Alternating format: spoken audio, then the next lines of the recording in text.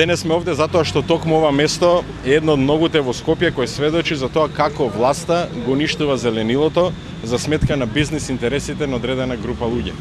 Овде и покрај противењето на жителите на урбената заедница Роберт Гајдик, власта по секоја цена сака да изгради 2 десетокатници и мегаломанска катна гаража висока 21 метар. Тоа се прави дополнително надвор од законската процедура. Не само овде, туку скопјани во својот град се помалку може да уживаат во парковите и зеленилото. Паркот Жена веќе не е парк. Тука дрвјата се заменија со камен и бронза. Водно се помалку е парк шума, затоа што се повеќе никнуваат згради за кои постои ризик да се излизгаат до центарот на Скопје. Неконтролирано и често менување на урбанистичките планови создадоа урбан хаос во кој единствено царува градежната мафија. Токму поради овие причини, Скопје секоја зима станува се позагаден град и загаденоста на воздухот неколкократно ги надминува дозволените граници.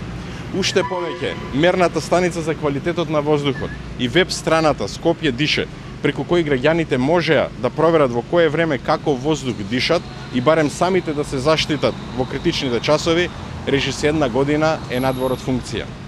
Дрвцата кои денес ќе бидат засадени, не можат да го покријат фактот дека власта е директно одговорна за безмилосното уништување на градското зеленило. Ја користиме приликата, токму на овој ден, да апелираме до власта, градските и општинските власти, да престанат со безмилосното уништување на парковите и зеленилото во Скопје.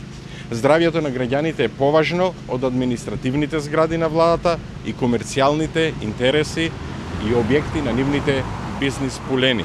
Затоа, еден од моите приоритетни проекти ќе биде создавање зелен појас и тоа на потегот Матка градски парк, што значително ќе го подобри квалитетот на воздухот во Скопје. Благодарам.